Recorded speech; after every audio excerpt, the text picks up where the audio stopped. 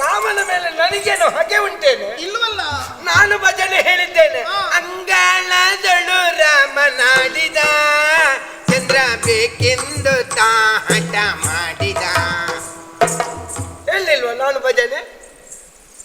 ಅಯ್ಯೋ, ನಿಮ್ಮ ವರಕ್ಕೆ ಎಂತ ವರ ಕೇಳಬೇಕು? ನಿಮ್ಮನ್ನು ಯಾರು ತಯಾರು ಮಾಡಿ ಸಾಯುವುದ್ಯಾರು? ಅಲ್ಲ, ನನಗೆ ಹಾಗೆ ಅನ್ನಿಸ್ತದೆ. ನನಗೆ ಹಾಗೆ ಅನ್ನಿಸ್ತದೆ. ಹೇಳು. ಆಯ್ತಾ? ಎಂತ ಹೇಳಿದ್ವಿ? ಈಗ ನೀನು ಅಲ್ಲಿಗೆ ಹೋದ್ರೆ ಏನು ಪ್ರಯೋಜನ ಉಂಟು? ನನ್ನನ್ನು ಮಾತಾಡಿಸ್ಲಿಕ್ಕೆ ಯಾರು ಮಾತಾಡಿಸೋದು? ನನ್ನನ್ನೇ ಮಾತಾಡಿಸೋದಿಲ್ಲ, ಮತ್ತೆ ನಿನ್ನನ್ನೆಲ್ಲಿಗೆ ಮಾತಾಡಿ?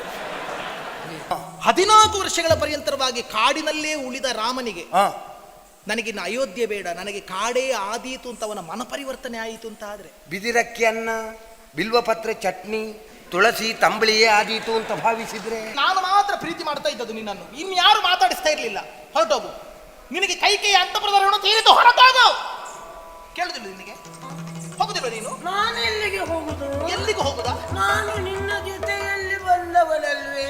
ಎಲ್ಲಿಗಾದ್ರೂ ಹೋಗಿ.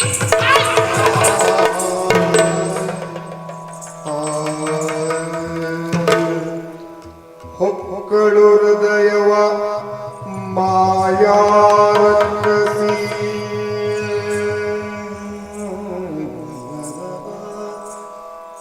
ಹೊಕ್ಕಳು ಹೃದಯವ ಮಾಯಾರಸಿ,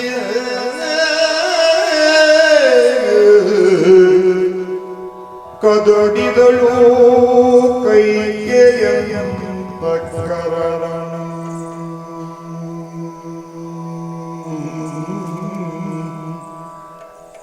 ಕದಡಿದಳು ಕೈಗೆಯಂತ ಕರಣ.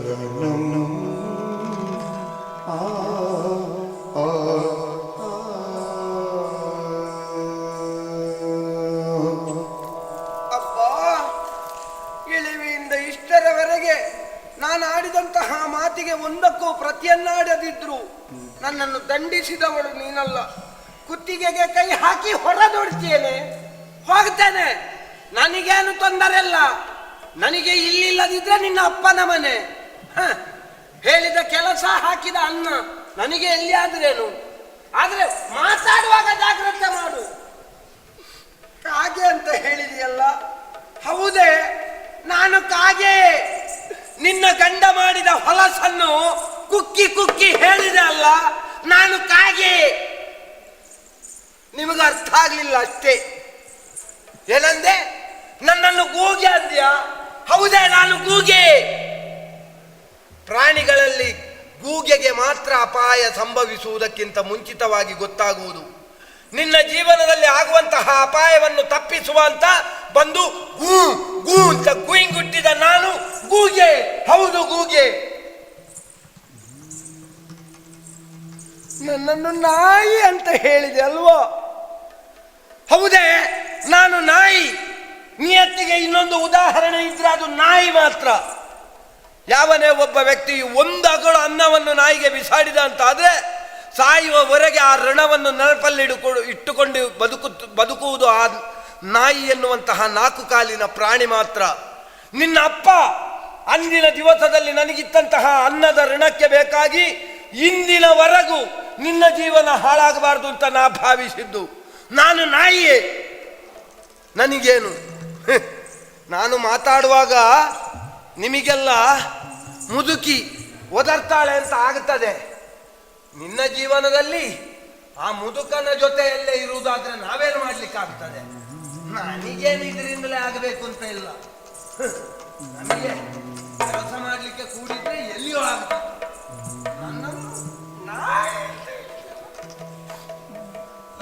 ಕಪಾಲಕ್ಕೆ ಬಾರಿಸಿದೆ.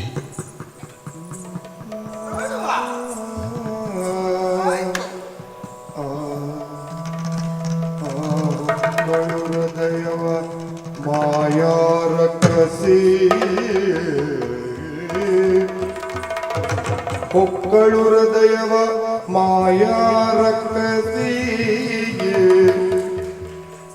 ಕದಡಿದಳು ಕೈಕೆಯಂತ ಕರಣು, ಮಾಯಾರಕಸಿ, ಕದಡಿದಳು ಕೈಕೆಯಂತ ಕರಣ.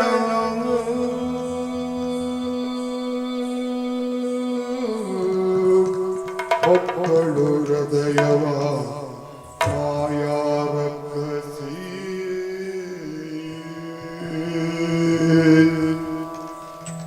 ನಾನೇನು ಮಾಡಿದೆ? ಏನು ಮಾಡಿದೆ ನಾನು? ಮಂತರೇನು ಹೊಡೆದೇನೆ? ಕುತ್ತಿಗೆ ಕೈಯಿಕ್ಕಿ ನಾನೇ ಮನೆಯಿಂದ ಹೊರದಬ್ಬಿದೆ. ಅಯ್ಯೋ, ಇಷ್ಟರವರೆಗೆ ನಾನು ತಾಯಿ ಎಂದು ಗೌರವಿಸುತ್ತಿದ್ದ, ನನ್ನನ್ನು ಮಗಳೆಂದು ವಾತ್ಸಲ್ಯವನ್ನು ಓಡಿಸುತ್ತಿದ್ದ ಆ ಮಂತರೆಯನ್ನು ನಾನೇ ಹೊಡೆದು ಬಡಿದಟ್ಟಿದೆ. ನಾನು ಯಾಕೆ ಹೀಗೆ ಮಾಡಿದೆ? ಅಲ್ಲ, ಮಂತರ ಯಾಕೆ ಹೀಗೆ ಆಡಿದಳು? ಅಲ್ಲ, ಮಂತರೆಯ ಆತಂಕದಲ್ಲಿ, ಮಂತರೆಯ ಈ ಮಾತುಗಳಲ್ಲಿ ಸತ್ಯಾಂಶವಿದೆಯೇ? ರಾಮನಿಗೆ ಪಟ್ಟಾಭಿಷೇಕವಾದರೇನು, ಭರತನಿಗೆ ಪಟ್ಟಾಭಿಷೇಕವಾದರೆ ಮಂತರೆಗೆ ಏನು? ಮಂತರೆ ದಾಸಿಯಾಗಿಯೇ ಉಳಿಯುತ್ತಾಳೆ. ಅವಳ ಸ್ಥಾನದಲ್ಲಿ ಸ್ಥಿತ್ಯಂತರವಾಗುವುದಿಲ್ಲ. ಹಾಗಾದರೆ ಮಂತರೆ ಇಷ್ಟು ಆತಂಕವನ್ನು ತೋರಿಸುವುದರಲ್ಲಿ, ಮಂತರೆ ಇಂಥ ಸೂಚನೆಯನ್ನು ಕೊಟ್ಟದ್ದರಲ್ಲಿ ಅರ್ಥವಿದೆಯೇ? ಇರಬಹುದಲ್ಲ. ನಾನು ರಾಮನಿಗೆ ವಾತ್ಸಲ್ಯವನ್ನು ಉಡಿಸುವ ತಾಯಿಯಾಗಿ ಮಾತ್ರ ಯೋಚನೆ ಮಾಡಿದ್ದೇನೆ ಹೊರತು ಭರತನ ತಾಯಿಯಾಗಿ, ಭರತನ ಸ್ಥಾನದಲ್ಲಿ ನಿಂತು ಅಥವಾ ಮಂತರಿ ಆಡುತ್ತಿರುವಂಥ ಮಾತುಗಳ ಮತ್ತೊಂದು ಮಗ್ಗುಲಲ್ಲಿ ನಿಂತು ಯೋಚನೆಯನ್ನು ಮಾಡಿದ್ದೇನೆ ನಾನು. ನನ್ನವರಾದ ದಶರಥ ಚಕ್ರವರ್ತಿಗಳು ಇಷ್ಟು ಅವಸರದಲ್ಲಿ ಏಕೆ ತೀರ್ಮಾನವನ್ನು ಮಾಡಿದರು? ಅದು ನಮ್ಮ ಅಂತಃಪುರದಲ್ಲಿ ಎದ್ದು ಹೋದವರು. ಮನೆಯಲ್ಲೊಂದು ಶುಭ ಕಾರ್ಯವನ್ನು ನಡೆಸುತ್ತಿರುವಂಥ ಒಬ್ಬಾತ ಯಜಮಾನ ಗಂಡಸು ಪುರೋಹಿತರಲ್ಲಿ ಹೋಗಿ ಮುಹೂರ್ತ ಕೇಳುವುದಕ್ಕಿಂತ ಮೊದಲು ಮನೆಯ ಹೆಂಗಸರಲ್ಲಿ ಕೇಳಬೇಕು. ಹೇಗೆ ಇಂಥ ದಿವಸಕ್ಕೆ ಇಟ್ಟರೆ ಆಗುತ್ತದೆ, ಅನುಕೂಲ ಉಂಟು. ಹಾಗಾದರೆ ನಮ್ಮಲ್ಲಿ ಒಂದೂ ಮಾತುಗಳನ್ನು ಆಡದೆ ಅಂತರಂಗ ಭವನದಲ್ಲಿ ಚಕ್ರವರ್ತಿ ಪೀಠವನ್ನು ಕೊಡುವಂಥ ಬಗ್ಗೆ ಚರ್ಚೆಯಾಗುತ್ತದೆ ಅಂತ ಆದರೆ ಹೆಸರಿಗೆ ಮಾತ್ರ ನಾನು ಸಾಮ್ರಾಜ್ಞಿಯಾಗಿದ್ದೇನೆ, ರಾಜಕಾರಣದಿಂದ ನನ್ನನ್ನು ಹೊರಗಿಟ್ಟರು ಅಂತ ಆಯ್ತಲ್ಲ.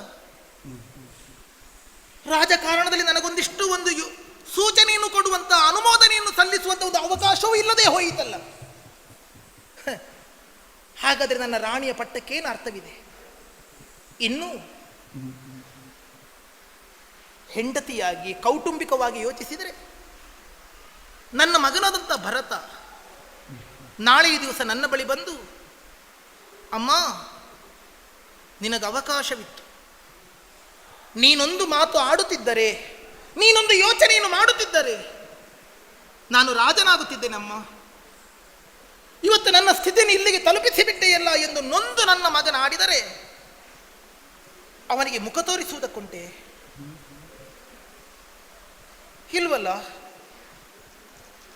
ನನ್ನ ಮಗ ನನ್ನನ್ನು ದ್ವೇಷಿಸದೆ ಉಳಿಯಲಾರನು. ನನ್ನ ಮಗ ಕಟುವಾಕ್ಯಗಳಿಂದ ನನ್ನನ್ನು ನಿಂದಿಸಿಯಾನು. ಕೂಡದು ಕೂಡದು. ವೃದ್ಧಾಪ್ಯದ ಹೊತ್ತಿನಲ್ಲಿ ಗಂಡನಿಗೆ ಬೇಡದೇ ಇರುವಂತೆ ಹೆಂಡತಿಯಾದರೂ ತೊಂದರೆ ಇಲ್ಲ, ಮಕ್ಕಳಿಗೆ ಬೇಡದ ತಾಯಿ ಆಗಕೂಡದು. ಮಕ್ಕಳಿಗೆ ಬೇಡದ ತಾಯಿ ಆಗಲಾರೆ ನಾನು. ಹಾಗಾದರೆ ನಾನೇನು ಮಾಡಲಿ? ನನ್ನನ್ನು ಮದುವೆಯಾಗುವಂತಹ ಕಾಲದಲ್ಲಿ ಕೊಟ್ಟಂತ ಮಾತುಂಟು ತಾನೆ, ಉಳಿದಿಬ್ಬ ರಾಣಿಯರ ಹೊಟ್ಟೆಯಲ್ಲಿ ಮಕ್ಕಳು ಹುಟ್ಟಿದ್ದಿಲ್ಲ. ಇವಳನ್ನು ಮದುವೆಯಾಗುತ್ತಾ ಇರುವುದು ಸಂತಾನಕ್ಕೋಸ್ಕರವಾಗಿ. ಇವಳ ಹೊಟ್ಟೆಯಲ್ಲಿ ಹುಟ್ಟಿರುವಂಥ ಮಗುವಿಗೆ ಅಧಿಕಾರ. ಹಾಗಾದರೆ ಆ ಮಾತನ್ನು ಮರೆತರಲ್ಲ, ಇಷ್ಟು ವಂಚನೆಯನ್ನು ನಡೆಸುತ್ತಾ ಇದ್ದಾರಲ್ಲ, ಯಾರಲ್ಲಿ ಕೇಳಿಕೊಳ್ಳಲಿ ನಾನು? ಹಾಗಾದರೆ ಯಾರು ನನ್ನನ್ನು ರಕ್ಷಿಸುವವರಿದ್ದಾರೆ? ಈಗ ನನಗೆಲ್ಲರೂ ನನಗೆ ಮಾನ್ಯತೆಯನ್ನು ಕೊಡುತ್ತಾ ಇರುವುದು, ನಾನು ದಶರಥ ರಾಜನಿಗೆ ಹೆಂಡತಿ, ನಾನೀ ಕೋಸಲ ದೇಶದ ಸಾಮ್ರಾಜ್ಞಿ, ಅಯೋಧ್ಯೆಯ ಮಹಾರಾಣಿ ಎನ್ನುವ ಕಾರಣಕ್ಕೋಸ್ಕರವಾಗಿ. ಆದರೆ ನಾಳೆ ರಾಜಮಾತೆ ಕೌಸಲ್ಯೆ, ಮಹಾರಾಣಿ ಸೀತೆ, ನನಗೆ ಯಾವ ಪದವಿಯೂ ಉಳಿದಿಲ್ಲ. ಹಾಗಾದರೆ ಇವರೆಲ್ಲರೂ ನನ್ನನ್ನು ಗೌರವಿಸುತ್ತಾರೆಯೇ? ಯಾರಾದರೂ ನನ್ನ ಮಾತನ್ನು ಪಾಲಿಸುತ್ತಾರೆಯೇ? ಇಲ್ಲ ಇಲ್ಲ. ನನ್ನ ಸ್ಥಿತಿ ಅಧೋಗತಿಯಾಗುತ್ತದೆ. ನನ್ನನ್ನು ಯಾರೂ ಮಾನಿಸುವವರಿಲ್ಲವಾಗುತ್ತದೆ. ನನ್ನ ಜೀವನ ವ್ಯರ್ಥವಾಗುತ್ತದೆ. ಗಂಡನಿಗೆ ಬೇಕಾಗಿಲ್ಲ, ಮಗನಿಗೆ ಬೇಡದ ತಾಯಿಯಾಗುತ್ತೇನೆ. ಯಾರೂ ನನ್ನನ್ನು ಮಾನಿಸುವವರಿಲ್ಲ. ಅಯ್ಯೋ, ನನಗೇನಾಗುತ್ತಿದೆ? ನನಗೆ ಇಲ್ಲಿ ಅಯೋಧ್ಯೆಯಲ್ಲಿ ಇರುವವರೆಲ್ಲರೂ ಶತ್ರುಗಳಾಗಿ ಕಾಣಿಸುತ್ತಿದ್ದಾರೆ. ನನ್ನ ಬದುಕು ದಿಕ್ಕೆಟ್ಟು ಹೋಗುವಂತೆ ಕಾಣಿಸುತ್ತಿದೆ. ನನ್ನ ಬುದ್ಧಿ ಬರಡಾಗುತ್ತಿದೆ, ನನ್ನ ಮನಸ್ಸು ಮಂಕಾಗುತ್ತಿದೆ. ಅಯ್ಯೋ, ನಾನೇ ಹೌದು, ನಾನು ಹೀಗೆ ಅಧಿಕಾರವನ್ನು ನಡೆಸಬೇಕು ಅಂತಾದರೆ, ನಾನು ಇದೇ ರೀತಿಯಂತಹ ಯೋಗ್ಯತೆಯನ್ನು ಉಳಿಸಿಕೊಳ್ಳಬೇಕು ಅಂತಾಗಿದ್ದರೆ ನಾನು ರಾಜಮಾತೆಯಾಗಬೇಕು. ನನ್ನ ಮಗನಾದಂತಹ ಭರತನಿಗೆ ಪಟ್ಟವಾಗಬೇಕು. ರಾಮಚಂದ್ರನಿಗೆ ಪಟ್ಟಾಭಿಷೇಕ ಆಗಕೂಡದು.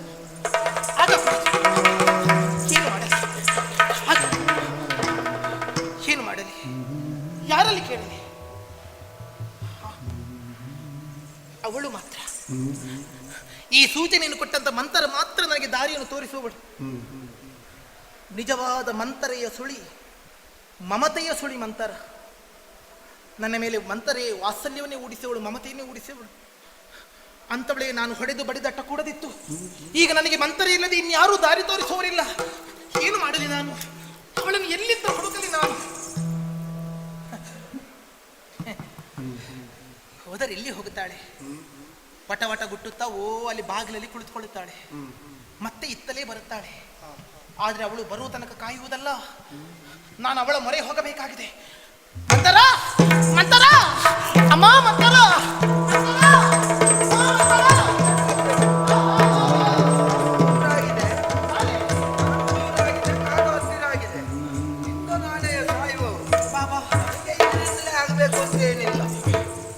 ಎಲ್ಲಿಗಾದ್ರೂ ಹೋಗಿ ಮಂತರ, ನನ್ನ ಸ್ಥಿತಿ ನಿನಗಾಗುವುದು ಬೇಡ ಅಂತ ಹೇಳಿದ್ರೆ ನನ್ನನ್ನು ನಾಯಿ ಮಂತ ಕಾಗೆ ಹೋಗೆ ಬೇಕಾ ಎಂತದು?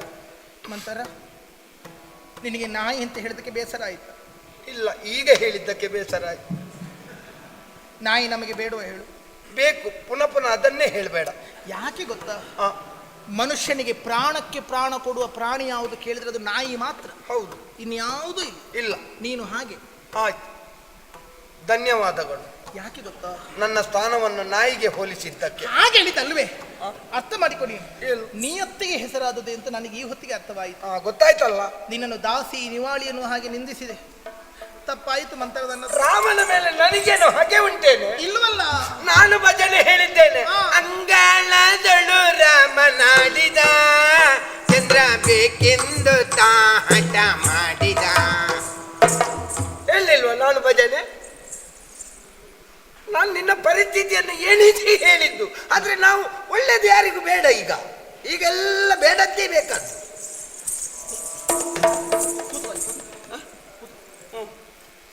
ನಾವು ಇವರೇ ಹಿರಿಯವರೇ, ಇನ್ನಷ್ಟು ಹಿರಿಯರಿಲ್ಲ. ವಯಸ್ಸು ನಿನಗೆ ಮಾತ್ರ, ನಿನಗೆ ಉಳಿದವರು ಪ್ರಾಯ ಅದಕ್ಕೆ ಕಾಣು. ಮಂತರ, ನಿನ್ನನ್ನು ದಾಸಿ ಎನ್ನುವ ಹಾಗೆ ನಿನ್ನನ್ನು ನಿಂದಿಸಿದೆ, ನಿವಾಳಿ ಎನ್ನುವ ಹಾಗೆ ಆಡಿದೆ. ಅಲ್ಲ, ನಾನು ದಾಸಿ ಅಲ್ವಾ? ನನ್ನ ದಾಸಿ ಅಲ್ಲ, ನನ್ನ ತಾಯಿ ಅಲ್ಲ, ನನ್ನ ಊಳಿಗದವಳಲ್ಲ, ನನ್ನ ಸಖಿ ನೀನು, ನನ್ನ ಸಖಿ ನೀನು. ಸಖಿನಿ ಪೇಳಿದ ಮಾತು, ಸಖಿನಿ ಪೇಳಿದ ಮಾತು, ಸಕಲವೂಲೇ ಸಾಕು, ಸಕಲವೂಲೇ ಸಾಯಿತು.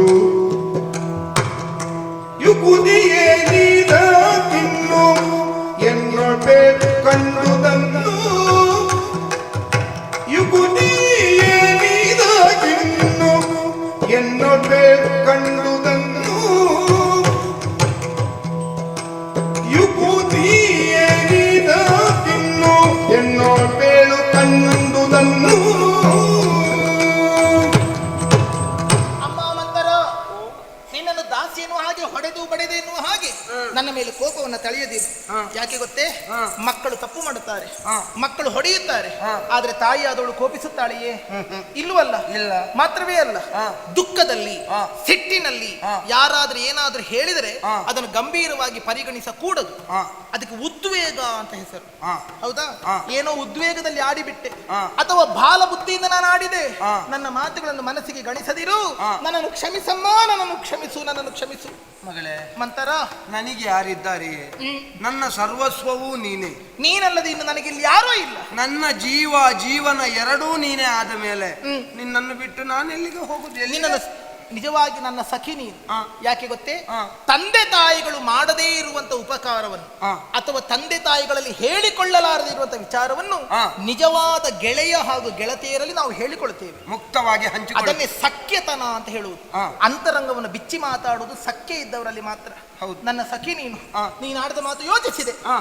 ಕೂಡದು ಮಂತರ. ಮತ್ತೆ ರಾಮನಿಗೆ ಪಟ್ಟಾಭಿಷೇಕವಾಗ ಕೂಡದು. ಅದೊಂದು ಆದ್ರೆ ಇಲ್ಲಿ ಒಟ್ಟಾರೆ ಪೂರ್ತಿ ಹೋಗ್ತದೆ. ಭರತನಿಗೆ ಆಗಬೇಕು. ಆಗಬೇಕು. ಯಾಕೆ ಗೊತ್ತೇ? ಆ. ನನಗೆ ಈಗ ನೆನಪಾಗುತ್ತಾ ಇದೆ ಆ. ಹಿಂದಿನ ಘಟನೆಗಳು. ಹೌದು. ಮೊನ್ನೆ ಸೀತಾ ಕಲ್ಯಾಣ ಮುಗಿಸಿಕೊಂಡು ಬರುವಾಗ ಆ ಪರಶುರಾಮರು ಆ. ಅಯ್ಯೋ ಗಂಡು ಕೊಡಲಿಯನ್ನು ಹಿಡಿದುಕೊಂಡು ಬಂದರು. ಎಲ್ಲಿ ರಾಮ? ಎಲ್ಲಿ? ಕೊಂದು ಮುಗಿಸುತ್ತೇನೆ ಎಂದು. ಆ. ಆ ಹೊತ್ತಿಗೆ ದಶರಥ ರಾಜ ನಡುಗುತ್ತಾ ಆ. ಆಡಿದ ಮಾತು, ಆ. ಅಯ್ಯೋ ಭಾರ್ಗವರಾಮರೇ ರಾಮನನ್ನು ಕೊಲ್ಲಬೇಡಿ. ಹೌದಾ? ಬೇರೆ ಮಕ್ಕಳನ್ನು ಕೊಡ್ತೇನೆ. ಹೌದಾ? ನೋಡು ನಾನು ಹೇಳಿದಲ್ಲಿಗೆ ಬಂತು. ಏ ಮುದುಕ ರಾಜ, ಆ. ಹಾಗಾದ್ರೆ ರಾಮ ಮಾತ್ರ ಮಗನ? ಮತ್ತೆ ಉಳಿದವರು ಮಕ್ಕಳಲ್ವಾ? ಮತ್ತೆ ಇದೆಂತದು ಹೆಕ್ಲಿಕ್ಕೆ ಸಿಕ್ಕಿದ್ದ? ಹೌದಾ? ಆ? ನಾವು ಹೆತ್ತದಲ್ವಾ? ಅವರ ಬೀಜ ಅಲ್ವಾ? ಅಲ್ವಾ? ಮತ್ತೆ? ಈಗ ರಾಮನಿಲ್ಲದಿದ್ರೆ ಉಣ್ಣುವುದಿಲ್ಲ, ರಾಮನಿಲ್ಲದಿದ್ರೆ ನಿದ್ದೆ ಬರುವುದಿಲ್ಲ. ಭರತ ಇದ್ದಾನ? ಇದ್ದಾನ? ಹೋಗಿ ಎಷ್ಟು ಸಮಯ ಆಯ್ತು? ಮತ್ತೆ ಒಂದು ದಿನವಾದ್ರೂ ಭರತ ಬರಂತ ಹೇಳಿದ್ದುಂಟ, ಕನವರಿಸಿದ್ದುಂಟ? ಬೇಡ, ಭರತ ಬೇಡ. ಆ. ಬಾರ ಯಾರು ಬಾರ ಅಂತ ಒಂದು ಮಾತು ಏನು ಹೇಳಿದ್ದಿಲ್ಲ. ಬೇಡ. ಹಾಗಾದ್ರೆ ಮಕ್ಕಳಲ್ಲಿ ವಂಚನೆಯನ್ನು ತೋರಿಸಿ ಇಷ್ಟು ಗುಟ್ಟಾಗಿ ಮಾಡುವಂತದ ಪಟ್ಟಾಭಿಷೇಕ? ಆ ಗುಟ್ಟಿನಲ್ಲಿ ಪಟ್ಟಾಭಿಷೇಕವನ್ನು ಯಾರಾದ್ರೂ ಗುಟ್ಟಿನಲ್ಲಿ ಮಾಡ್ತಾರೆ. ಬಿಡು.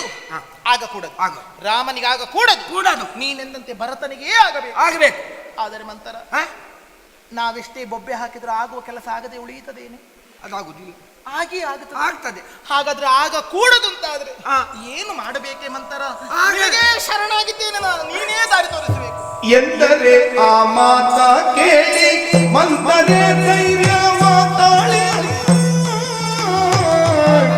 ಎಂದರೆ ಆ ಮಾತ ಕೇಳಿ ಮಂದರೆ ಧೈರ್ಯ ಮಾತಾಳಿ, ಮಂದಗಮನೆ ಕೇಳು ಯುಕ್ತಿ ಉಂಟದಕ್ಕೆ, ಮಂದಗದಗ ಮನೆಗೆ ಒಂದು ಯುಕ್ತಿ ಉಂಟದಕ್ಕೆ.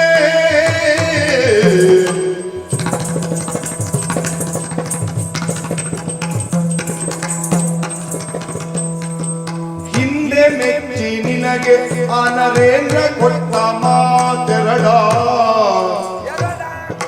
ಹಿಂದೆ ಮೆಚ್ಚಿ ನಿನಗೆ ಆ ನರೇಂದ್ರ ಕೊಟ್ಟ ಮಾತೆರಡ, ಇಂದು ಕೇಳು ಕೊಟ್ಟ ಮೇಲೆ ಮುಂದೆ ಹೇಳು ಕಾರ್ಯಪಾಲೆ, ಇಂದು ಕೇಳು ಕೊಟ್ಟ ಮೇಲೆ ಮುಂದೆ ಹೇಳು ಕಾರ್ಯಪಾಲೆ, ಎಂದರೆ ಆ ಮಾತ ಕೇಳಿ ಮಂದರೆ ಧೈರ್ಯವ ತಾಳಿ. ಅಮ್ಮ ಮಂತರ ಕೈಕಾದೇವಿ, ಏನೇ? ನಿನ್ನ ಏಳಿಗೆಗೆ ಬೇಕಾಗಿ ಶ್ರಮಿಸುವವಳಲ್ವೇ ನಮ್ಮ ನಾನು? ಹೌದೇ ಹೌದು. ನಿನ್ನ ಒಳ್ಳಿತನ್ನೇ ಕಾಣಬೇಕು ಎನ್ನುವ ಹಾಗೆ ಹಂಬಲಿಸುವವಳಲ್ವೇ ನಮ್ಮ? ನೀನಲ್ಲದ ನನಗೆ ಅಯೋಧ್ಯೆಯಲ್ಲಿ ಇನ್ಯಾರು ಹಿತವಂತರಿಲ್ಲ. ನನಗೆ ಕಟ್ಟಿಕೊಂಡ ಗಂಡನೂ ಇಲ್ಲ, ಹುಟ್ಟಿಕೊಂಡ ಮಕ್ಕಳೂ ಇಲ್ಲ, ಯಾರು ಇಲ್ಲ. ನನ್ನ ಸರ್ವಸ್ವವು ನೀನೆ. ಹಾಗಾಗಿ ನಾನು ನಿನ್ನ ಬಗ್ಗೆ ಕೆಟ್ಟದ್ದನ್ನು ಎಣಿಸಿಕೊಂಡು ನಿನ್ನ ಜೀವನವನ್ನು ಹಾಳು ಮಾಡುವುದರ ಬಗ್ಗೆಯೋ ನಾ ಆಲೋಚಿಸುವವಳು ಖಂಡಿತವಾಗಿಯೂ ಅಲ್ಲ. ನಿನಗೆ ನಾನು ಮಗಳು, ಆ. ಭರತ ನಿನಗೆ ಮಗ ಅಲ್ವಾ? ಮೊಮ್ಮಗ. ಎಲ್ಲವೂ ಹೌದು. ಹೌದಲ್ಲ? ಹಾಗಾದ್ರೆ ಈಗ ಪಟ್ಟಾಭಿಷೇಕ ತಪ್ಪಿಸ್ಬೇಕು. ಏನು ಮಾಡುದು ನಾವು? ನೀನು ಮನಸ್ಸು ಮಾಡಬೇಕು. ಎಂತ ಮನಸ್ಸು ಮಾಡಿದ್ರೆ ಕೆಲಸ ಆಗಬೇಕಲ್ವೇ? ಕೆಲಸ ಆಗಬೇಕಾದ್ರೆ ಕೆಲಸ ಆಗದ ಹಾಗೆ ಮಾಡಬೇಕು. ಎಂತ ಮಾಡಬೇಕೆ? ನನ್ನ ತಲೆ ಓಡುವುದಿಲ್ಲ. ನಿನ್ನ ಬೇಕಾದಾಗ ನಿನ್ನ ತಲೆ ಓಡುವುದಿಲ್ವಾ? ನನ್ನ ತಲೆ ಆದ್ರೆ ಒಂದು ಹಳೆಯ ತಲೆ, ಅದಕ್ಕೆ ಅನುಭವಗಳು ತುಂಬಾ ಉಂಟು. ಆದ್ರಿಂದಲೇ ಹಳೆಯವರ ಮಾರ್ಗದರ್ಶನ ಬೇಕು. ಈಗ ನಾವು ಮತ್ತೊಬ್ಬರ ವಿಚಾರಕ್ಕೆ ಹೋಗಬಾರ್ದು. ನಾವು ಸುಮ್ಮನೆ ಇರಬೇಕು. ಎಲ್ಲಿಗೆ ಹೋದ್ರು ನಮ್ಮ ವಿಚಾರಕ್ಕೆ ಯಾರಾದ್ರೂ ಬರ್ತಾರೆ ಅಂತ ಗೊತ್ತಾದ್ರೆ, ನಮಗೆ ಸಮಸ್ಯೆ ತರ್ತಾರಂತಾದ್ರೆ, ಅವರು ಅದನ್ನು ಆಲೋಚನೆ ಮಾಡುವುದಕ್ಕಿಂತ ಮೊದಲು ಅವರು ಅಲ್ಲಿಲ್ಲದ ಹಾಗೆ ನಾವು ಮಾಡಬೇಕು. ಇದು ಕುತಂತ್ರ ಅಲ್ಲ, ರಾಜತಂತ್ರ. ಅದು ರಾಜನೀತಿಯಲ್ಲಿ ರಾಜನೀತಿಯ 89ನೇ ಅಧ್ಯಾಯದ 98ನೇ ಪುಟದ ಕೆಳಗಿನ ಸಾಲಿನಲ್ಲಿ ಬರೆದುಂಟು. ಇದು ಆ ಪುಸ್ತಕ ಎಲ್ಲಿ ಉಂಟು ಅದು ಗೊತ್ತಿಲ್ಲ. ಅದೆಲ್ಲ ಪುಸ್ತಕ ಎಲ್ಲಿ ಉಂಟು ಅಂತ ಗೊತ್ತಿಲ್ಲ. ಅದರಲ್ಲಿ ಉಂಟಂತೆ. ಇರ್ಲಿ ಉಂಟಂತೆ ಅಂತ ಇರ್ಲಿ. ಅಂದ್ರೆ ನಮಗಾಗುವಂತ ಈ ಅನ್ಯಾಯವನ್ನು ಹಾ. ಅಥವಾ ನಮಗಾಗುವ ಪರಿಭವವನ್ನು ನಾವು ತಪ್ಪಿಸಿಕೊಳ್ಬೇಕು. ತಪ್ಪಿಸಬೇಕು. ನಮ್ಮ ಏಳಿಗೆ ನಾವು ಮಾಡಿಕೊಳ್ಬೇಕು. ಹೌದು. ಏನ್ ಮಾಡ್ಬೇಕು? ಈಗ ರಾಮನ ಬಗ್ಗೆ ನಮಗೆ ವಿರೋಧ ಅಲ್ಲ, ಹಾ. ಅವನಿಗೆ ಪಟ್ಟ ಆಗಬಾರ್ದು, ಭರತನಿಗಾಗಬೇಕು. ಭರತನಿಗೆ ಪಟ್ಟ ಆಗಬೇಕು. ಹಾ. ಈಗ ಅದಕ್ಕೆ ದಾರಿ ಏನು? ಹೋಗಿ ನಿನ್ನ ಹತ್ರ ಕೇಳಿದ್ನಲ್ಲ, ನಿನಗೆ ತಲೆ ಕುಂಬಾಗಿದೆ, ನಿನಗೆ ಸುಮ್ಮನೆ ಇಲ್ಲದಿದ್ರು ಮತ್ತೆಂತದ್ದು ದಾರಿ ಏನು ಅಂತ ನಮ್ಮೊಳಗೆ ಪ್ರಶ್ನಿಸುವಾಗ ಉತ್ತರ ಸಿಗುತ್ತದೆ ಅಂತ. ಹೇಗೆ ನನಗೆಂತದ್ದು ಗೊತ್ತಾಗುದಿಲ್ವೇ? ಅವರು ಈಗ ಅದಕ್ಕೆಲ್ಲ ಸಿದ್ಧತೆ ಮಾಡಿದ್ದಾರಾ? ಮಾಡಿದಾರಂತಲ್ಲ. ಮಾಡಿದ್ದಾರೆ ಅಂತಾದ್ರೆ ಅವರು ಅದನ್ನು ತೀರ್ಮಾನ ಮಾಡಿದ್ದೆಲ್ಲಿ? ಅಲ್ಲಿ ಅಂತರಂಗ ಭವನದಲ್ಲಿ. ಅಂತರಂಗ ಭವನದಲ್ಲಿ. ಅವರ ಅಂತರಂಗ ಭವನಕ್ಕೆ ಬೆಂಕಿ ಹಾಕ್ಲಿ. ಬೆಂಕಿ ಇನ್ನು ಹಾಕಿದ್ರೆ ಪ್ರಯೋಜನ ಇಲ್ಲ, ಅಲ್ಲಿ ತೀರ್ಮಾನ ಎಲ್ಲ ಆಗಿದೆ. ಹಾಗಲ್ಲ, ಮತ್ತೆ ಆ ಅಂತರಂಗ ಭವನದ ಕಲ್ಪನೆಗೆ ಬೆಂಕಿ ಬೀಳಲಿ. ನೀನು ನೇರವಾಗಿ ಎಲ್ಲಿಗೆ ಹೋಗಬೇಕು? ಹಿಂದೆ ಹಿಂದಿನ ಪ್ರಕರಣವನ್ನು ಆಲೋಚನೆ ಮಾಡು. ಯಾವ ಹಿಂದಿನ ಪ್ರಕರಣ? ನಿನ್ನ ಗಂಡ ನಿನ್ನನ್ನೆಲ್ಲಿಗಾದ್ರೂ ಕರ್ಕೊಂಡು ಹೋದದ್ದುಂಟ ಮದುವೆ ಆದ ಪ್ರಥಮದಲ್ಲಿ? ಸ್ವರ್ಗಕ್ಕೆ. ಹೌದಾ? ಅವಾಗ ಪ್ರೀತಿ ಇತ್ತು, ಮತ್ತೆ ಅದು ಹೊಸ್ತ ಅಲ್ವಾ? ಈಗ ನೀನು ಮುದುಕಿ ಅಲ್ವಾ? ಮುದುಕೆ ಯಾರು? ಮುದುಕೆ ಯಾರು? ಅಲ್ಲ, ಅಂದ್ರೆ ಅವನ ಭಾವನೆಯಲ್ಲಿ ಅವರು ಮುದುಕರಾಗಿದ್ದಾರೆ, ನಾನೆಂತ ಮುದುಕಿಯಾಗಿದ್ದೆ? ನೀನು ಮುದುಕಿ ಆಗ್ಲಿಲ್ಲ. ಆದ್ರೂ ಈಗ ಬೇಡ ಅಂತ. ಈಗ ಬೇಡ ಅವರಿಗೆ, ಈಗ ಬೇಡ. ಮದುವೆ ಆದ ಹೊಸದಲ್ಲಿ ಹೋಗುವ. ಆಗ ಯೌವನದ ಅಮಲು. ಹೌದು. ಎಲ್ಲಿಗೆ? ಹೆಂಡತಿಯನ್ನು ಬೆನ್ನಿಗೆ ಕಟ್ಟಿಕೊಂಡು ಹೋಗುದು. ನಿನಗೆಂತ ಗೊತ್ತು? ನಿನಗೆ ನನಗೆ ಗೊತ್ತಿಲ್ಲಲ್ಲ, ನೋಡಿ ಅನುಭವ ಉಂಟು ಅಷ್ಟೇ. ಸ್ವರ್ಗ ಶಂಬರಾಸುರವದ ಪ್ರಕರಣ. ಹೌದಾ? ದೇವಾಸುರ ಕಾಳಗ. ಹೌದಾ? ಹೌದು, ಹೋಗಿದ್ದೇವೆ. ಅಲ್ಲಿ ನಿನ್ನದೊಂದು ಎಂತದ್ದು ಪ್ರಕರಣ ಆಯ್ತಂತೆ. ಹೌದಾ?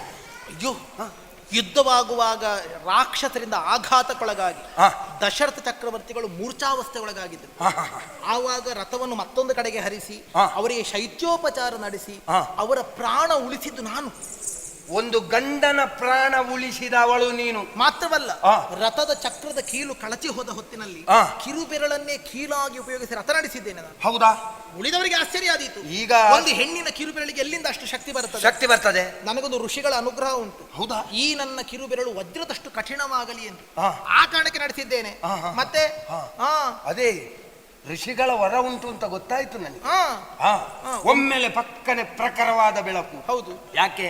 ನೀನು ಋಷಿಗಳ ಅನುಗ್ರಹದಿಂದ ಹುಟ್ಟಿಕೊಂಡವಳು ಎನ್ನುವ ಶಕ್ತಿಯನ್ನು ಪಡೆದವಳು ಎನ್ನುವ ಕಾರಣದಿಂದ. ಈಗ ಅವತ್ತು ಪ್ರಾಣ ಉಳಿಸಿದ್ದೌದು. ಹೌದಾ? ಈಗ ಆ ಪ್ರಕರಣ ಇಲ್ಲಿ ಎಂತದಕ್ಕೆ ಉಂಟು ನೋಡು. ನಾವು ಮತ್ತೊಬ್ಬನನ್ನು ಕೊಲ್ಲಬೇಕು ಅಂತಾದ್ರೆ ನಾವೇ ಕೊಲ್ಲೆ ಮಾಡಿ ಪ್ರಯೋಜನ ಇಲ್ಲ. ಮತ್ತೆ ನಮ್ಮ ಆಯುಧದಿಂದ ಚುಚ್ಚುವುದಲ್ಲ, ಮತ್ತೆ ಅವರ ಆಯುಧದಿಂದಲೇ ಅವರಿಗೆ ಚುಚ್ಚಬೇಕು. ಅರ್ಥ ಮಾಡಿಕೋ. ಗೊತ್ತಾಗುತ್ತೆ ಇಲ್ಲ. ಈಗ ಅವತ್ತು ಆ ಪ್ರಕರಣವನ್ನು ಅದು ಆಯುಧವಾಗಿ ಬಳಸಿಕೊಳ್ಳುವುದು ಹೇಗೆ? ಅವತ್ತು ಕೀಲಾಗಿ ನೀನು ಅವರನ್ನು ಯುದ್ಧದಿಂದ ಸಂಕಷ್ಟದಿಂದ ಪಾರು ಮಾಡಿ ಆ ಯುದ್ಧದಲ್ಲಿ ಗೆಲುವಾಗುವುದಕ್ಕೆ ಮೂಲ ಕಾರಣವೇ ನಾನು. ಹೌದಾ? ಹೌದು. ಆ ಪ್ರಕರಣ ಕೊನೆಯಾದದ್ದು ಹೇಗೆ? ಅಯ್ಯೋ, ಮೆಚ್ಚಿರುವಂತ ನಾನು ನಿನಗೆ 2 ವರ ಕೊಡ್ತೇನೆ ಅಂತ ಹೇಳಿದ್ರು. ಕೇಳಿದ್ಯಾ? ಕೇಳಲಿಲ್ಲ. ಯಾಕೆ ಕೇಳಲಿಲ್ಲ? ನಿಮ್ಮಲ್ಲಿ ಇರ್ಲಿ ಅಂತ ಹೇಳಿದೆ. ಅದು ಸಾಕಲ್ಲ ನಮಗೆ. ಆ ವರವೇ ಸಾಕು. ಈಗ ಕೇಳ್ಬೇಕು ಮತ್ತೆ. ಹೌದಾ? ಅಷ್ಟೇ ಅಲ್ವಾ? ಅಷ್ಟೇ. ಕೇಳ್ತೇನೆ. ಎಲ್ಲಿಗೆ ಹೋದ್ಲವಳು? ಈಗ ಮಾಡಿ. ಈಗ ಆ 2 ವರ ಕೇಳಬೇಕಲ್ವಾ? ಹೌದು, ಕೇಳ್ತೇನೆ. ಹೇಗೆ? ಹೀಗೆ ಹೋಗುದಾ? ಅಲ್ಲ, ಎಂತ ಅದು ಗೊತ್ತಿಲ್ಲ. ಅಯ್ಯೋ, ನಿಮ್ಮ ವರ ಎಂತ ವರ ಕೇಳಬೇಕು? ನಿಮ್ಮನ್ನು ಯಾರು ತಯಾರು ಮಾಡಿ ಸಾಯುವುದ್ಯಾ? ಅಲ್ಲ, ನನಗೆ ಹಾಗೆ ಅನ್ನಿಸ್ತದೆ. ಹೇಳು. ಆಯ್ತಾ? ಎಂತ ಹೇಳಿದ್ದೀನು? ಅದೇ, ನಿಮ್ಮನ್ನು ತಯಾರು ಮಾಡಿ ನನಗೆ ಹಾಗೆ ಅನ್ನಿಸಿದೆ. ಹೇಳು. ವರವನ್ನು ಹೀಗೆ ಹೋಗಿ ಕೇಳಿದ್ರೆ ಆಗುತ್ತದ? ಅಲ್ಲ, ಎಂತ ವರ ಕೇಳುದಂತ? ಈಗ ವರ ಕೇಳುವುದು ಹೌದು, ನೀನು ನೇರವಾಗಿ ಹೋಗಿ ಕೇಳುವುದೆಂತದ್ದು ಅಂತ ಗೊತ್ತಿಲ್ಲದೆ ಹೊರಟದೆಲ್ಲಿಗೆ? ಅಲ್ಲ, ನೀನ್ ಹೇಳಿದ ಆ 2 ವರವನ್ನು ಈಗ ಕೇಳು. ಇವಳು ಮಗುವೇ ಹುಟ್ಟಲಿಲ್ಲ, ಬಟ್ಟೆ ಹೊಲಿಯುವುದಕ್ಕೆ ಹೊರಟಿದ್ದಾಳೆ. ಅದು ನನಗೆ ಗೊತ್ತುಂಟು. ಯಾವ ಅದು ಬಟ್ಟೆ ಒಂದು ವಿಚಾರದಲ್ಲಿ ಗೊತ್ತುಂಟು. ಹೌದು, ಇರ್ಲಿ. ಅದಲ್ಲ. ಅಲ್ಲ, ನಾ ಹೇಳಿದ್ದೇನು, ಎಂತದ್ದು? ಈಗ ನೀನು ಹೋಗಬೇಕಾದ ಅಲ್ಲಿಗಲ್ಲ, ಮತ್ತೆ ಮಂತ್ರಾಗಾರಕ್ಕೋ ಅಥವಾ ರಾಜಕೀಯದ ಭವನಕ್ಕೋ ಈಗ ಹೋದ್ರೆ ಅಲ್ಲಿ ಸಭಾಸ್ಥಾನಕ್ಕೆ ಹೋಗಿ ನಾನು ಕೇಳುವುದಲ್ಲ. ಈಗ ನೀನು ಅಲ್ಲಿಗೆ ಹೋದ್ರೆ ಏನು ಪ್ರಯೋಜನ ಉಂಟು? ನನ್ನನ್ನು ಮಾತಾಡಿಸ್ಲಿಕ್ಕೆ ಯಾರು ಮಾತಾಡಿಸೋದು? ನನ್ನನ್ನೇ ಮಾತಾಡಿಸೋದಿಲ್ಲ, ಮತ್ತೆ ನಿನ್ನನ್ನೆಲ್ಲಿಗೆ ಮಾತಾಡಿ? ಆಗ್ಲಿ, ನಿನ್ನ ಬಗ್ಗೆ ನಿನಗೊಂದು ಬಹಳ ದೊಡ್ಡ ಕಲ್ಪನೆ ಉಂಟು ನೋಡಿ. ಅಂದ್ರೆ ಹಾಗೆ ಯಾವತ್ತು ನೀ ಬರ್ತಾ ಇದ್ದಾಗ ಬರಬೇಡ, ಹೋಗು ಅಂತ ಹೇಳ್ತಿದ್ರು. ಇವತ್ತು ನೀ ಬರುವಾಗ ಯಾರು ಹಾಗೆ ಮಾತಾಡಿಸ್ಲಿಕ್ಕಿಲ್ಲ ಅಂತ ನಾನಾ ಭಾವನೆ ಬಿಡ್ತಾರೆ ನಿನ್ನ ಇವತ್ತು ಅಂತ. ನಾನಾ ಭಾವನೆಯಿಂದ ಹೇಳಿದ್ದಲ್ಲ. ನನ್ನಂತ ಏಳಲಾಗದ ವೃದ್ಧೆ ಬರುವಾಗಲೂ ಯಾರು ಆಧರಿಸ್ತಾ ಇಲ್ಲ. ನಿನ್ನಂತ ಯೌವನವತಿ ಆದಂತಹ ಹೆಣ್ಮಕ್ಕಳು ರಾಣಿ ಆದರೂ ನನ್ನನ್ನು ಗಣಿಸ್ಲಿಕ್ಕಿಲ್ಲ. ಹಾಗಾದ್ರೆ ನಾನು ಅಲ್ಲಿಗೆ ಹೋಗುದಲ್ಲ, ನಾವು ಹೋಗಬಾರ್ದು. ಅವರನ್ನು ನಮ್ಮಡಿಗೆ ಬರೆಸಿಕೊಳ್ಬೇಕು. ನಮ್ಮ ಕೆಲಸ ಆಗಬೇಕು ಅಂತಾದ್ರೆ ಅವರನ್ನು ನಮ್ಮಲ್ಲಿಗೆ ಬರೆಸಬೇಕು. ವರ ಕೇಳುದಿತ್ತು. ವರ ಕೇಳುವುದು ಒಂದು ಒಂದು ಭರತನಿಗೆ ಪಟ್ಟ, ರಾಮನಿಗಲ್ಲ ಭರತನಿಗೆ ಪಟ್ಟ ಕೊಡ್ತಾರೆ. ಕೊಡ್ತಾರೆ, ಕೊಡಬೇಕು, ಕೊಡಬೇಕು, ಕೊಡತಕ್ಕದ್ದು ತಕ್ಕದ್ದು. ವರ ಇಲ್ವಾ? ವರ ಇಲ್ವಾ? ಒಂದನೇ ವರವಾಗಿ ಭರತನಿಗೆ ಪಟ್ಟ ಕೊಟ್ಟು ಸರಿ ಆಯ್ತಲ್ಲ? ಆಯ್ತು ಆಯ್ತು ಆಯ್ತು. ಎಂತದಾಯ್ತು? ಭರತನಿಗೆ ಪಟ್ಟ ಆಯ್ತು. ಭರತನಿಗೆ ಪಟ್ಟ ಆಯ್ತು. ಹೌದು. ಅಲ್ಲಿಗೆ ಮುಗೀತಾ? ಮತ್ತೆ ಎಂತ? ಅಲ್ಲಿಗೆ ಮುಗಿಯುವುದಿಲ್ಲ. ಮತ್ತೆ ಭರತನಿಗೆ ಪಟ್ಟ ಆದಲ್ಲಿಗೆ ಮುಗೀತದ? ಎರಡನೇ ವರ ಉಂಟು. ಎಂತ ಎರಡನೇ ವರವನ್ನು ಉಪಯೋಗಿಸಲೇಬೇಕು. ಹೇಗೆ ಉಪಯೋಗಿಸಬೇಕು? ಯಾಕೆ? ಅಲ್ಲ, ಎರಡನೇ ವರ ಎಂತದ್ದು? ರಾಮನಿಗೆ ವನವಾಸ. ರಾಮನಿಗೆ ವನವಾಸ.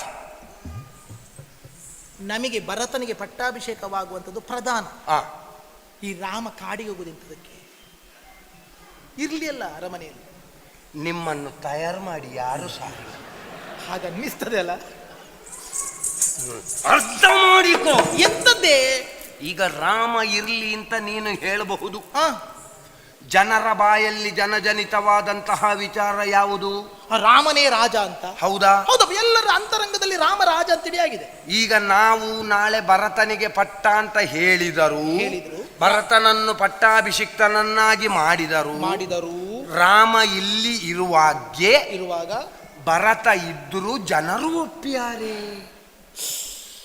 ಇಲ್ಲ ಇಲ್ಲ ಇಲ್ಲ ಇಲ್ಲ ಇಲ್ಲ. ಭರತನನ್ನು ಪೀಠದಿಂದ ಕೆಳಗೆ ಹಾಕಿ ಆದ್ರೂ ಪ್ರಜೆಗಳೇ ಕೊಳ್ಳಿರಿಸಿಯಾರ. ಮತ್ತೆ ಆಲೋಚನೆ ಮಾಡಬೇಕು, ಭವಿತವ್ಯದ ಬಗ್ಗೆ ಕಲ್ಪನೆ ಬೇಕು, ಕಲ್ಪನೆ. ಹೋಗ್ಲಿ ಹೋಗ್ಲಿ ಹೋಗ್ಲಿ. ರಾಮ ಕಣ್ಣೆದರಿದ್ರೆ ಮಾತ್ರ ಅಲ್ವಾ? ಹೋಗ್ಲಿ, ರಾಮ ಕಾಡಿಗೆ ಹೋಗ್ಲಿ. ಹೋಗ್ಲಿ ಹೋಗ್ಲಿ ಹೋಗ್ಲಿ. ಎಷ್ಟು ವರ್ಷ? 4-5 ವರ್ಷ ಹೋಗ್ಲಿ. ಎಂತದ್ದು 4-5 ವರ್ಷ? ಮತ್ತೆಷ್ಟು? ಅವಾಗ ಕಾಶಿಗೆ ಬದರಿಗೆ ಹೊರಟದ್ದ? ಮತ್ತೆಷ್ಟು? 14 ವರುಷ. ಎಷ್ಟು? 14 ವರುಷ. ಈಗ ಒಂದು 5-6 ವರ್ಷ ಸಾಲದ ಸಾಕಾಗುವುದಿಲ್ಲ. 14 ವರ್ಷವೇ ಯಾಕಾಗಬೇಕು? ಬೇಕು. ಎಂತದಕ್ಕೆ? ಒಂದು ಕ್ರಮ ಉಂಟು. ಎಂತದ್ದು? ಒಬ್ಬ ಮಗನಾದವ ಅಥವಾ ಯಾರಾದ್ರೂ ಒಬ್ಬ ಹೊರಗಡೆ ಮನೆಯಿಂದ ಹೊರಗೆ ಹೋದವ ಒಂದು 12 ವರ್ಷ ಕಳೆದು ಅವನ ಸುಳಿವಿಲ್ಲದಾದ್ರೆ ಒಂದು ದೊಡ್ಡ ಬೆಟ್ಟದ ಮೇಲೆ ನಿಂತು 3 ಬಾರಿ ಅವನ ಹೆಸರನ್ನು ಕರೆದು ಅವ ಬರಲಿಲ್ಲ ಅಂತ ಆದ್ರೆ ನಾವು ಉಣ್ಣುವಂತಹ ಅನ್ನದಿಂದ ಒಂದು ಮುಷ್ಟಿಯನ್ನು ತೆಗೆದು ಅವನಿಗೆ ಅಂತ ಬಿಸಾಡಿದ್ರೆ ಅವ ನಮ್ಮ ಪಾಲಿಗೆ ಸತ್ತ ಅಂತ ಲೆಕ್ಕ. 12 ವರ್ಷವಾದ್ರೆ ಅವನು ನಮ್ಮ ಸಂಬಂಧವನ್ನು ಕಡಿದುಕೊಳ್ತಾನೆ. ಮತ್ತೆ ಅವನಿಗೆ ಯಾವ ಅಧಿಕಾರ ಇಲ್ಲ. ಇದು 14 ವರ್ಷ ಉಂಟಲ್ಲ? ಹೌದು. ಇದು ನೀನು ಹೇಳಿದ 12 ವರ್ಷ ಮಾತ್ರ, ಇದು 14 ಹೆಚ್ಚಾಯ್ತಲ್ಲ? ಕಾರಣ ಉಂಟು. ಎಂತದ್ದು? ಇಲ್ಲಿರುವವರು ಯಾರು? ಇಲ್ಲಿ ಬಹಳ ಜನ ಇದ್ದಾರೆ. ನೀನು ಯಾರನ್ನು ಹೇಳುದು? ಕುಲಪುರೋಹಿತರು ಯಾರು? ಗುರುಗಳು ವಸಿಷ್ಠರು. ಹೌದಾ? ಅವರು ತಿಥಿ ಕರಣ ವಾರ ನಕ್ಷತ್ರ ಅಂತ ಹೇಳಿ 12 ವರ್ಷಕ್ಕೆ ಆದ್ರೆ ಒಂದು ವೇಳೆ 12 ವರ್ಷ ಕಳೆದು ಬಂದ್ರೆ ಇಲ್ಲ 12 ಆಗ್ಲಿಲ್ಲ, ಇದು 11 ಉಂಟು, ಅದು ಅಧಿಕ ಮಾಸ ಬಂದಿದೆ ಒಂದು ಸರಿ, ಆದ್ದರಿಂದ ಅವನೇ ಏರಬಹುದು ಅಂತ ಹೇಳಿದ್ರು ಹೇಳ್ಯಾರು. ಅದಕ್ಕೆ 2 ವರ್ಷ ಹೆಚ್ಚಿ 2 ವರ್ಷ ನಮ್ಮದಾಗಿ ಉಚಿತವಾಗಿ ನನಗೆ ಸರಿ ಉಂಟು ಮಂತರ. ಸುಮ್ಮನೆ ಓದುದೆಂತ ಕರ್ಮಕ್ಕೆ, ಇಂಥ ತಲೆ ಇದ್ರೆ ಸಾಕು. ಅದಕ್ಕೆ ಹೇಳುವುದು ಪ್ರಳಯಾಂತಕ ಬುದ್ಧಿ ಅಂತ ಹೇಳುದು ಅದಕ್ಕೆ.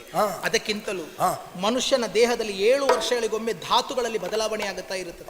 ಹೌದಾ? 7 ವರ್ಷಗಳಿಗೊಮ್ಮೆ ಬುದ್ಧಿ ಬದಲಾವಣೆ ಆಗುವುದು. ಹೌದು, ಪ್ರಬುದ್ಧರಾಗುತ್ತಾ ಹೋಗುದು.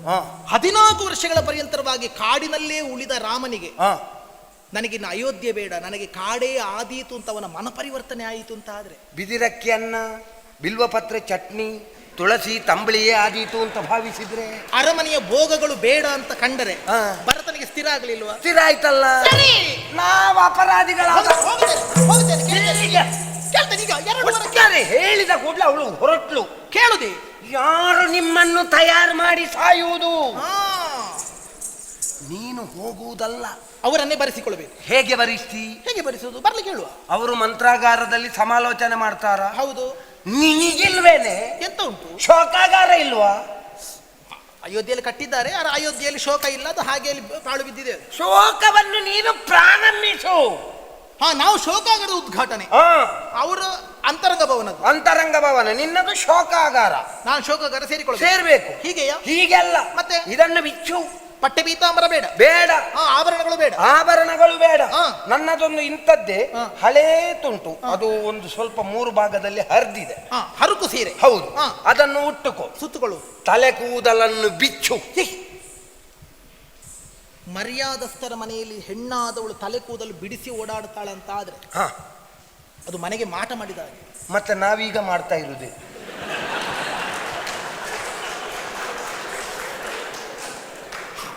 ಸೂತಕದರು. ಸೂತಕ ಇದ್ದರೆ ತಲೆ ಕೂದಲು ಕಟ್ಟಿಕೊಳ್ಳಿಕ್ಕೆ ಸೂತಕ ಇದ್ದರೆ ತಲೆ ಕೂದಲು ಬಿಚ್ಚಿಕೊಳ್ಳಿ. ಶಿಕೆ ಕಟ್ಟಲಿಕ್ಕೂ ಇಲ್ಲ. ಆಯ್ತು, ಬಿಚ್ಚಿಕೊಳ್ಬೇಕು. ನಾವು ಸೂತಕ ತರಲಿಕ್ಕೆ ಹೊರಟು. ಸೂತಕ ತರಲಿಕ್ಕೆ ಆಗಲಿ, ನಮಗೆ ಮಾಡ್ತಾರಂತೆ. ನಮಗೆ ಸೂತಕ ಉಂಟು, ನಮಗೆ ಶ್ರಾದ್ದ ಮಾಡ್ಲಿಕ್ಕೆ ಹೊರಡ್ತಾರೆ, ಅವರಿಗೆ ನಾವು ತಂದ್ರೆ ನಾವು ಪಿಂಡ ಬಿಡುವ. ಬಿಚ್ಚಿಕೊಳ್ತೇನೆ. ಬಿಚ್ಚು. ಆಮೇಲೆ ಕುಂಕುಮ. ಹೌದು, ಕುಂಕುಮ ಪೂರ್ತಿ ಒರೆಸಬೇಡ. ಗಂಡ ಇದ್ದಾರೆ. ಹೌದು, ಪೂರ್ತಿ ಒರೆಸಬೇಡ, ಓರೆಯಾಗಿ ಒರೆಸು. ಓರೆ ಮಾಡೋದು ಇಂಥದಕ್ಕೆ? ಓರೆ ಮಾಡಿದ್ರೆ ನಿನಗೆ ಚಿಂತೆ ಉಂಟು ಅಂತ ಅರ್ಥ ಆಯ್ತು, ನನಗೆ ಯಾವುದು ಬೇಡ ಅಂತ. ಅವರ ವಕ್ರ ಬುದ್ಧಿಗೆ. ಅವರ ವಕ್ರ ಬುದ್ಧಿಗೆ ನಿನ್ನ ವಕ್ರ ಇದು ತಿಲಕ. ಇಷ್ಟು ನಾನು ಮಾಡಿಕೊಂಡಿದ್ದಾಗ ಅವರಾಗಿ ನನ್ನನ್ನು ಬಂದು ಕಾಣಬೇಕು. ಬಂದು ನಿನ್ನ ಮೇಲೆ ಮೊದಲೇ ಅತೀವವಾದಂತಹ ವ್ಯಾಮೋಹ ಉಂಟಪ್ಪ. ಕೈಕೆ ಅಂತ ಹೇಳ್ತಾ ಇರ್ತಾರೆ. ಹೌದು, ಬರ್ಲಿ. ಅಷ್ಟೇ ಅಲ್ವಾ? ಬರ್ಲಿ. ನನ್ನನ್ನು ಉದ್ಧರಿಸಿದವಳು ನೀನು ಇಲ್ಲದೆ ಇರುತ್ತಿದ್ರೆ ನಿಜವಾಗಿ ಆದ್ರೆ ಈ ಒಂದು ಪ್ರಸಂಗ ಇಷ್ಟು ತಿರುವು ಪಡೆಯುತ್ತಿರ್ಲಿಲ್ಲ. ಮಂತರ ನಾಳೆ ದಿವಸ ಯಾರಾದ್ರೂ ನನ್ನ ಬಳಿಗೆ ಬಂದು ಒಂದು ರಾತ್ರಿ ಬೆಳಗಾಗುದ್ರೊಳಗೆ ಇಷ್ಟು ಪ್ರಸಂಗವನ್ನು ತಿರುಗಿಸಿ ಬಿಟ್ರಲ್ಲ, ನಿಮಗಿಂತ ಒಂದು ಅದ್ಭುತ ಯೋಚನೆ ಕಲ್ಪನೆಗಳನ್ನು ಕೊಟ್ಟವರು ಯಾರು ಕೇಳಿದ್ರೆ ಇದು ಮಂತರ ಉವಾಚ ಅಂತ ನಿನ್ನನ್ನು ಸಂದರ್ಶಿಸೋಣ.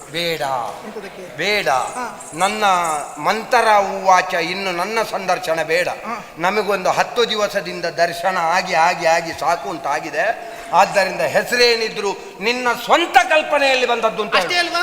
ನನ್ನನ್ನು ಉದ್ಧರಿಸಿದವಳು ನೀನು. ಸರಿ, ನಾಳೆ ನಾನು ರಾಜಮಾತೆಯಾಗಿ ನಿನ್ನನ್ನು ಕಾಣುತ್ತೇನೆ. ಸರಿ, ಹೌದಲ್ಲ? ಹಾಗಾದ್ರೆ ಅಲ್ಲಿ ಬಾಗಿಲಲ್ಲಿ ಇದ್ದುಕೋ. ಆಯ್ತು, ಹೌದಲ್ಲ? ನಾನು ಹೋಗುವುದಿಲ್ಲ.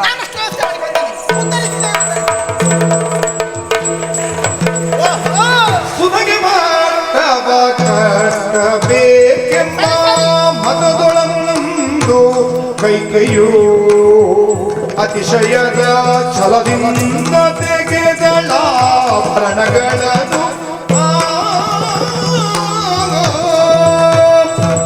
ಸಕಾಲದಲ್ಲಿ ನನ್ನ ಮಂತ್ರ ಎಚ್ಚರಿಸಿದ್ದಾಳೆ.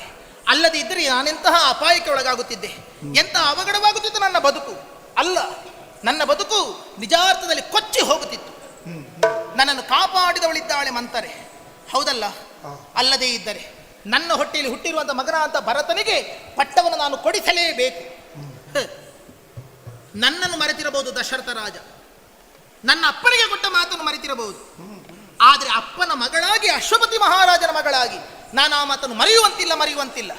ಅಲ್ಲದೇ ಇದ್ದರೆ ನನ್ನ ರೂಪವೇನು, ನನ್ನ ಯೌವನವೇನು, ನನ್ನ ಬುದ್ಧಿ ಏನು, ಇಂತಹ ಸೌಂದರ್ಯವತಿಯಾದಂತಹ ನಾನು ಒಬ್ಬ ಮುದುಕನನ್ನು ಮದುವೆಯಾದಂಥ ಉದ್ದೇಶವೇನು, ನನ್ನ ಹೊಟ್ಟೆಯಲ್ಲಿ ಹುಟ್ಟುವಂಥ ಮಗನಿಗೆ ಪಟ್ಟ ಸಿಗುತ್ತದೆ ಎಂದು. ಹಾಗಾದರೆ ಅದನ್ನೇ ತಪ್ಪಿಸುತ್ತಾರೆ ಅಂತ ಆದರೆ ತಕ್ಕ ಪ್ರತಿಕಾರವನ್ನು ನಾನು ನಡೆಸುತ್ತೇನೆ. ಹೌದಲ್ಲ? ಗಂಡನು ಸದಾಕಾಲ ನಮ್ಮನ್ನು ಕಂಡಾಗ ಸಂತೋಷವನ್ನು ಪಡಲಿ ಎನ್ನುವ ಕಾರಣಕ್ಕೋಸ್ಕರವಾಗಿ ಅಲಂಕಾರವನ್ನು ಮಾಡಿಕೊಳ್ಳುತ್ತೇವೆ.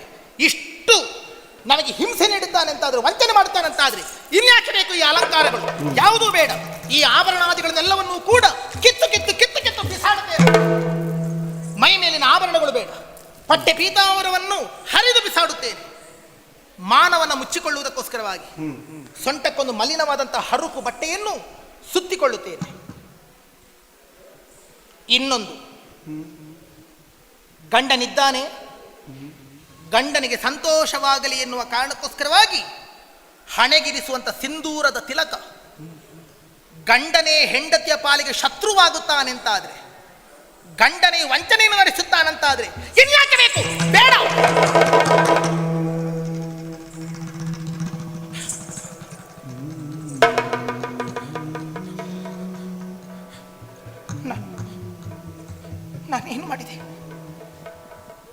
ನಾನೇನು ಮಾಡಿದೆ?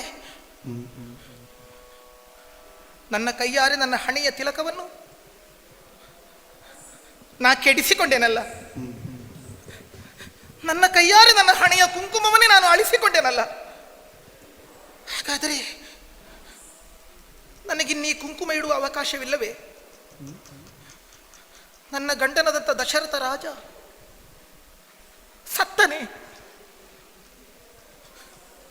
ಸತ್ತರೆ ಸಾಯಲಿ. ನಾನಿನ್ನು ಹಣೆಗೆ ಕುಂಕುಮ ಇಟ್ಟುಕೊಳ್ಳುವವಳಲ್ಲ. ನನ್ನ ಮಗನಾದಂಥ ಭರತನಿಗೆ ಪಟ್ಟವಾಗಬೇಕು. ನಾನು ರಾಜಮಾತೆಯಾಗಬೇಕು. ರಾಜಮಾತೆಯಾದರೆ ಮಾತ್ರವೇ ನಾನು ಅಲಂಕಾರ ಮಾಡಿಕೊಳ್ಳುವವಳು. ಅಲ್ಲದಿದ್ದರೆ ನನಗಿನ್ನು ಅಲಂಕಾರ ಬೇಡ, ಅಲಂಕಾರ ಬೇಡ. ಶೋಕಾಗಾರ ಸೇರಿಕೊಳ್ಳುತ್ತೇನೆ, ಶೋಕಾಗಾರ.